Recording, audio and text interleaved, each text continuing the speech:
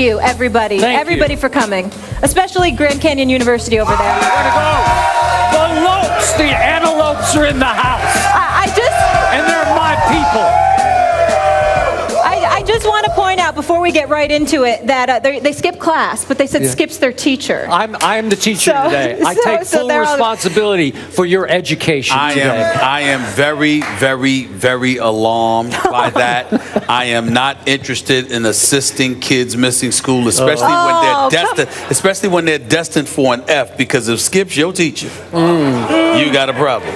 But school is about to be in session right here. Yes, it is. Yes. All right. To the head of the class, good morning, everybody. Thanks for being with us as well. So the tide rolls, Stephen A. You know it. You know it. Go ahead. Go ahead. Go ahead and do it. Just get it out of the way. You want me to get it out the way? Get it out of the way. You know what? I'm going to ask the crowd to do it with me on 3. 1, 2, 3. Roll Tide! You really held that note nicely. Oh, yes. Yes. I want it to be known for the record, I did not participate in that. Oh, okay. I did not. Okay. Well, since you picked Clemson, you had no business doing it. All right. Go ahead. I wanted, for the record, I was completely let down by what I witnessed last night, and I'll tell you why in just a second after you get all your dreck out of the way. The floor is yours, Stephen A. What was your takeaway from last night's game? I'll be honest with you. Alabama, first of all, I'm proud of the way Coker played in that fourth quarter. He handled his business. He did. On too many occasions, particularly in the first half when he got sacked about 4 times, it was driving me crazy because he didn't seem to have the level of pocket awareness that you need in a game of this magnitude. It was like every time he got sacked, it was almost like a surprise to him. You can't feel the heat coming your way. You don't know that Shaq Lawson and the crew are coming after you. I mean, come on now. And so, I was concerned about that. I love the fact that Derrick Henry scampered for the 50-yard touchdown. I loved O.J. Howard exploding on the scene the way he did. Was that 5 receptions, 208 yards? He was absolutely spectacular. The kick return, obviously, by Kenyon Drake was big time. And considering what he had gone through last year, hurting his leg, this year hurting his arm, for him to have the struggles that he had and to perform the way that he did, that was a big deal. Just a fairy tale. It was a fairy tale. It was a fairy tale come true. This is what America's made of, baby. That's what it's all about, okay? And so you got to take that into consideration. The onside kick was a phenomenal, fantastic call by Nick Saban. Bobby Williams, the special teams coach. A lot of heat he suffered from after the way they performed against Ole Miss. He had these boys ready for that. Lane Kiffin had the guys on the sideline saying, don't give any kind of facial expressions. Don't tip Clemson off as to what we're going to do. All of those things stood out to me. But even in defeat, there is nothing that stood out to me more than the performance of Deshaun Watson. I mean, this kid is nothing short of sensational. This kid is the package. And he showed up on that big stage last night, and he was a one-man wrecking crew because Goldman wasn't running the football effectively.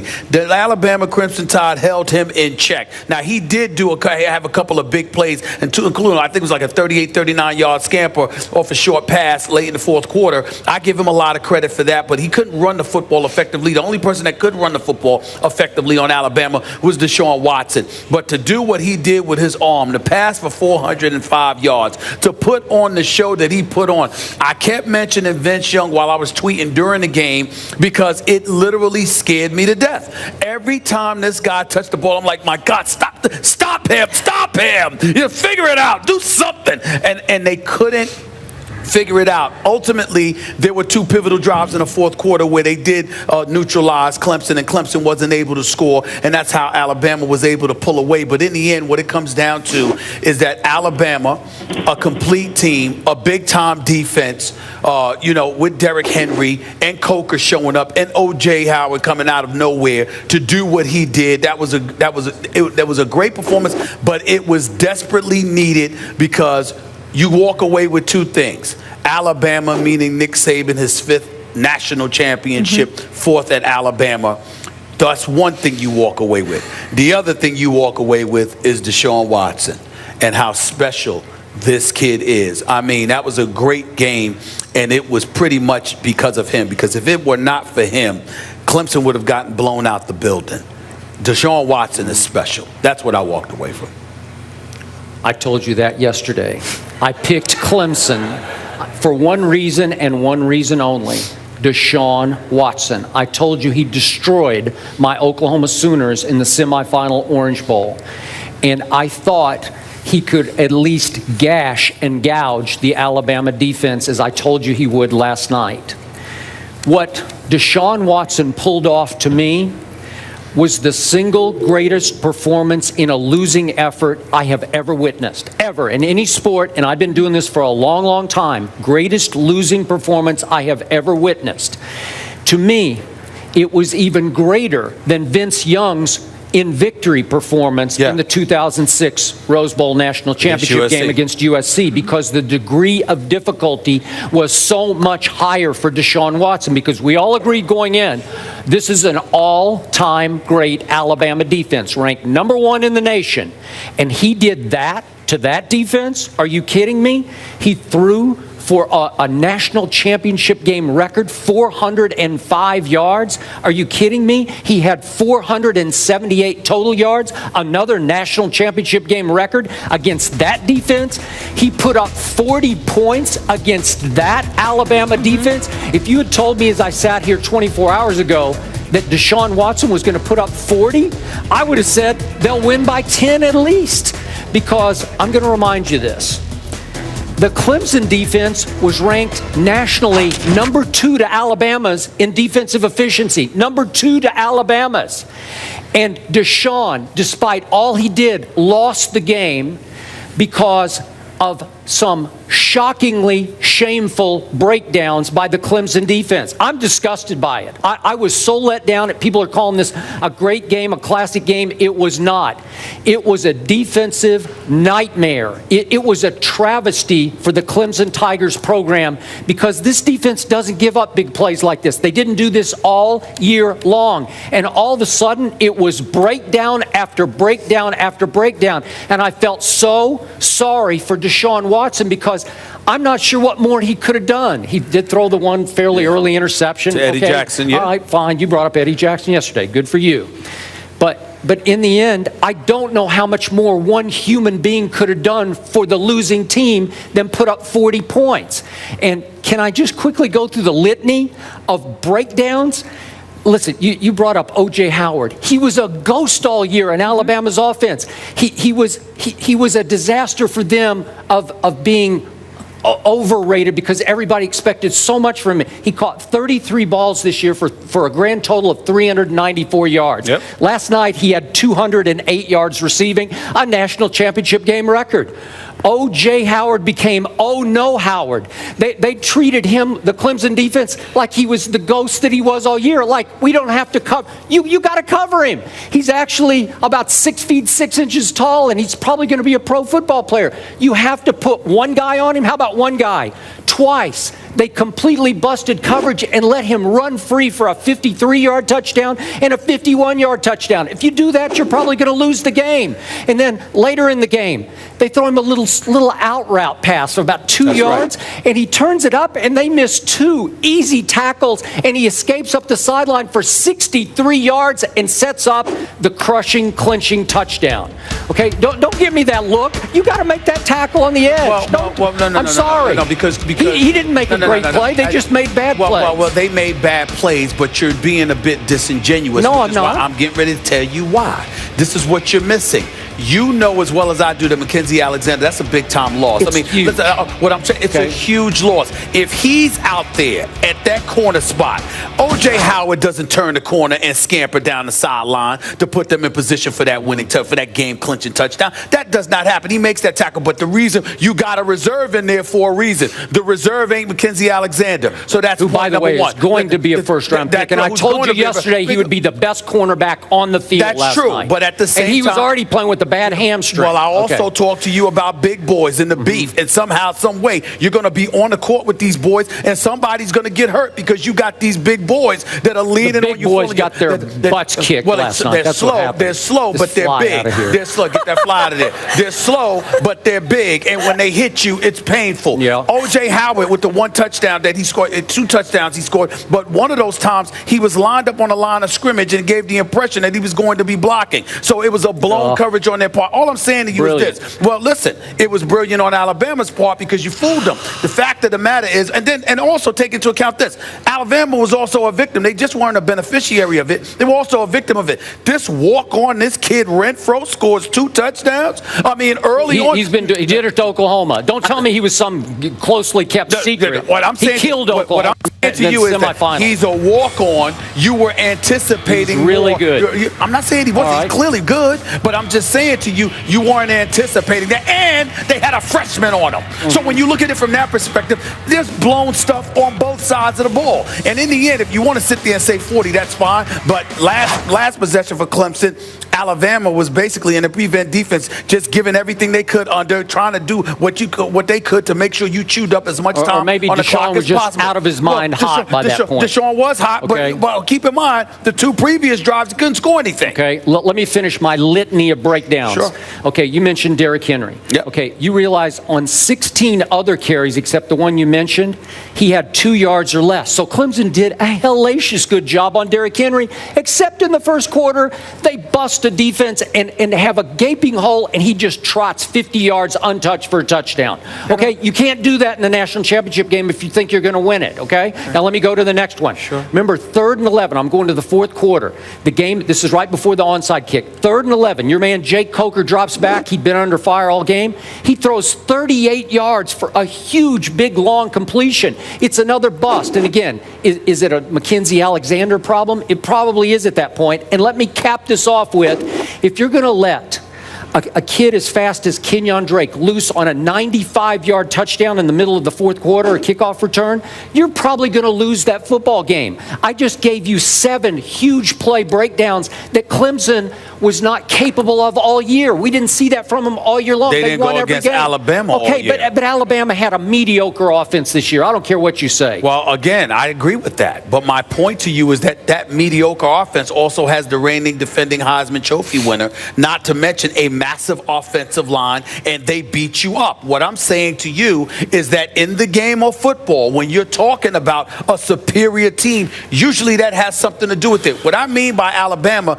I'm not saying that they're more talented than Clemson, because I don't find that to be the case. Even though Goldman didn't run the ball effectively, I think he's talented. Even though, like you said, Renfro is talented. Deshaun Watson was clearly the best player on the field. Without question, it is undeniable. But when you've got those big boys up front blocking for you, you're going to soften people up and wear them down. Clemson. But they didn't wear Clemson down. But I'm going to tell you why. Because what happened with Clemson, they did what they needed to do in this respect. Give Clemson a whole bunch of credit. They went to their no huddle. They were speeding up the pace. And if they don't sub out their starters, you're not allowed to sub in. You're not allowed to sub out anybody if you're Alabama. So you got those big boys that are accustomed to beating people up that were literally gasping for air. And it was working for Clemson. But once Alabama got their breath, there were 2 pivotal drives in the 4th quarter where Clemson wasn't able to make anything happen. So even though the defense bent an awful lot, when they couldn't, it broke. Well, it didn't break. It did. How you gonna say it broke? They won. How they broke? I thought you meant Alabama. No, I'm saying Alabama won. I'm saying Alabama. I'm saying Alabama's Okay. defense. They ultimately they bent a lot, but they didn't break because they got key stops in the 4th quarter when it counted most. Okay. And that's what this comes down to. All right, last point before we go to the next one. Okay, even Saban said, well, we were kind of in the prevent. He didn't use the term prevent, but we were kind of back on our heels for the last touchdown. I just think they were gassed. I think Deshaun ran his offense at such breakneck speed and gashed them so often. I think they were mentally and physically gashed at the end. And if other things had happened, if the defense had not allowed these breakdowns, especially the kickoff return breakdown, we might be having a different conversation right now. I agree with that. Okay. I agree with that. But last time I checked, football's about defense, offense, and special teams. You don't get to eliminate it. It's a part of the game. You wanted to get rid of field goal kickers after watching Minnesota lose their game in Seattle. I wanted to do it 20 years ago. That's fair. That's fair. Yeah. You are absolutely right. You wanted to do it 20 years ago. But I'm saying it's a part of the game. And Clemson didn't handle their business in that department. But it was shockingly uncharacteristic, and it was a travesty for the performance Deshaun put on to waste it with those defensive breakdowns. That's just my point. Okay. So the two major takeaways at this point, how impressive Deshaun Watson was, the major talent there on the field, and then, of course, the defensive breakdowns by Clemson. There was another surprise, that onside kick by Nick Saban. Let's get into that right now. So the game was tied up at 24. Then how about Saban calling the surprise onside kick that the Tide recovered at the 50-yard line? Bama scored 2 plays later, taking a 31-24 lead. We don't normally see this from him, Skip. Was this the turning point in the game for Bama? No, it was not. I want to be real clear about this. It was a great call. It was an even greater executed call by that little kicker, Adam Griffith, because he just flat out, that was about as sweet a little pop-up kick as you could ever connect with. He nailed it under pressure. He dropped it right down the chimney. It's almost like he's leading a receiver with his foot, trying to kick the ball to a receiver. It's soccer-esque. It's like soccer at the highest level, at the World Cup level. Okay, I give you all that, but it is being highly overrated as the turning point of this game.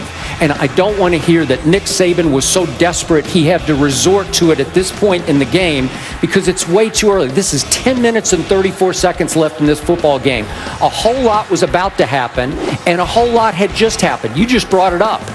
Just a couple of minutes earlier, you remember Clemson had the ball 1st and 10 at the Alabama 40 and went nowhere with it. So that was with a 24-21 lead. So again, Alabama's defense was hanging right in there. That was a great defensive stand that they had right there. And then, okay, so they pull off I told you Jake Coker hit the big bomb to Stewart that set up the tying field goal. Then they execute the onside. Good for them. But they only get the ball at the 50-yard line. I mean, that's not desperation for Clemson. That's not putting him in a can't-win situation with 10 minutes and 34 seconds left, unless 2 plays later, you have a complete defensive breakdown and you let O.J. "Oh no" Howard loose right up the seam and nobody covers him for a touchdown. Well, that had nothing to do with the onside kick. That was just another horrible, shockingly awful breakdown by the Clemson defense. And then a whole lot more football was going to come right after that, because obviously we had another breakdown to O.J. Howard where they missed the tackles.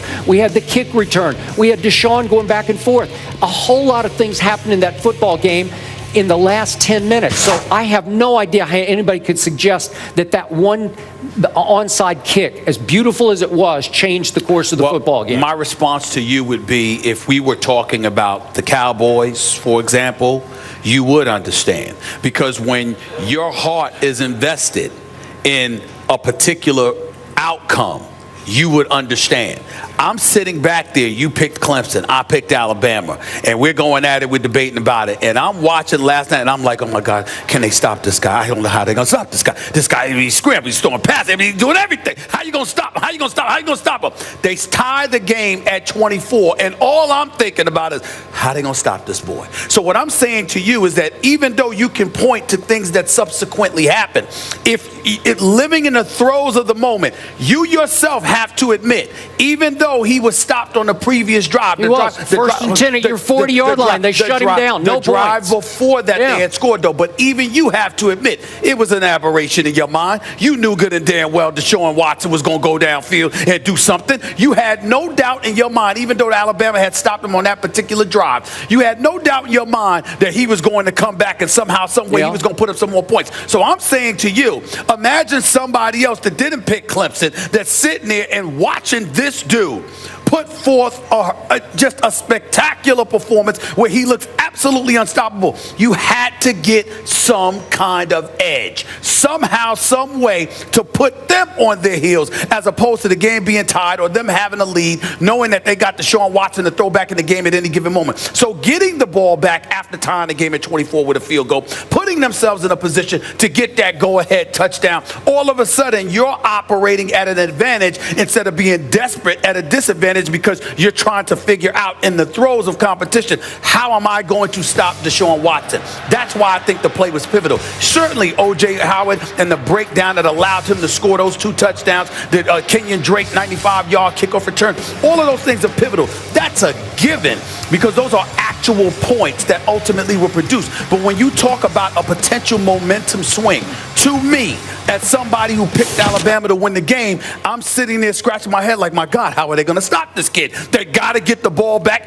Because you're dreading the fact you couldn't even – all I can tell you, Skip, is sitting back watching, knowing I picked Alabama, I'm like this. What can we do for Deshaun Watson not to have the ball? Anybody but him. Anybody but him.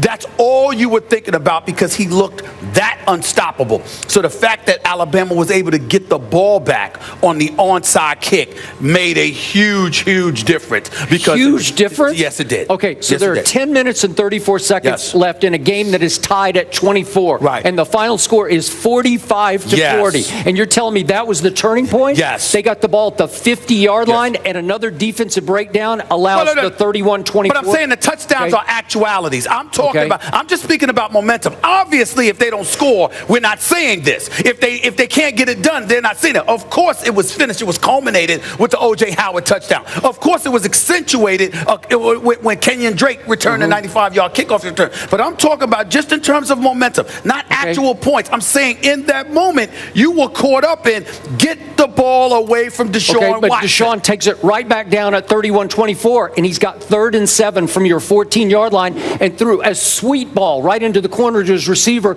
and the freshman DB gets his hand in and knocks it out. And that could have been 31 all. Right. So this is the turning point of the game with 10:30. It's not. I don't understand how you're not comprehending what I'm saying. Because I shouldn't. I'm saying to I just shouldn't. Well, you shouldn't because you don't want to because you're wrong. No, I'm listening and I'm not hearing. I'm saying to you, I don't you're hear not what you're listening saying. because I'm saying to you. You're admitting you're over emotional. Like you're rooting for Oh my God! I need to apologize for that. I need to apologize for that. But on this show, wait a second. the way you act about your Cowboys, I need to apologize about being emotional. You just admitted you didn't have any objectivity about the moment because you were rooting for Alabama. I'm saying to you, if you're sitting there and you're talking about momentum, you're living there in fear. Excuse me. The momentum kept swinging back and forth after that like crazy. Because what Deshaun Watson threw it right in his hands, and if the defender doesn't get his hand in, it's a tie touchdown, right? So I'm saying to you, that's what you're thinking about. You're like, oh my goodness, this guy can do no wrong. Maybe he should have onside again. He needed another onside to switch the momentum. Oh, right? Really? Clemson seized it back. All I'm saying to you is that with Watson doing what he was doing, the fear factor was in that moment. So the fact that Alabama scored and then immediately got the ball back, it gave you a possession where you didn't have to worry about Deshaun Watson having the ball because that's how awesome he was. I don't understand how you of all people can't comprehend that when at least once a week, whether it's the Spurs, it's the Cowboys, it's Manziel, somebody, you are talking about, oh my goodness, I didn't want it. I don't want that. I don't want that. You're lying to the American public. Please, you know better. You get emotional about guys all the time, but I do it once and oh my God, stop the pressure. You're just Let's wrong, go to commercial break for last an hour. Really? You do it all the time. You do it all the time. Okay, wait. You are admitting you're wrong because you're over emotional and not objective. I'm not wrong. Okay, so you're admitting this is your turn to be wrong. If I am wrong because I am emotional, then you have just confessed that 98% of the time on this show, 98% is more invested in their picks than you. You pick stuff just because of the courage of your convictions. All the time. All the time. All the time. But I do it once and we got a problem? We got a problem Wait now. a second. At least I grew up. I was born and raised a Dallas Cowboy fan. And really? How do we know that? How do we know that? Wait a second. How do we know that? This man is a bandwagon Alabama fan. He just jumped on the Alabama. See? Yeah. Thank you. Actually, to be clear, just to be accurate, zip it, be clear. I'm not an Alabama fan. I'm a Nick Saban fan. That's number one. Just like I'm not a Green Bay Packers fan, I'm an Aaron Rodgers fan. Okay, so my point to you is if you have a problem with that, then there's plenty of players I can point out that you're fans of. Yeah, but you jumped on that Saban bandwagon about 3 years ago. That's not true. Yeah. I jumped on it from the time he arrived at Alabama because it was a joke before he got there. That's the truth. See, I'm giving you facts, not emotion. Okay. I thought you guys would be a little tired today, but real feisty. Are we not entertained, people? We are having fun. It's going down on a Tuesday. So, Skip, you are not buying saying that onside kick was the turning point in the Heck game. no. But you know what last night was? Nick What? Saban's 100th win at Bama. To use your words, what a fairy tale. Yeah, I said that sarcastically. I know you did. Facetious. Who All right. cares if he's won 100 games in Next, Alabama? I Nick care. Saban I care. wins his 4th championship in 7 years. So is he